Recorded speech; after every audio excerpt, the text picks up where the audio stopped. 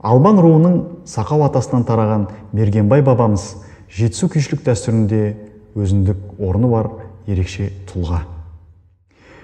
Күй өнері жеке басына ғана емес, бүкіл әулетіне қонғанына халық куә.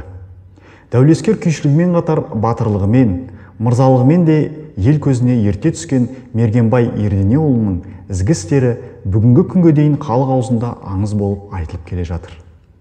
Сол бабамызға арнап Батыр баба Мергенбай күйін тарту етпекпін. Қабыл алыңыздар.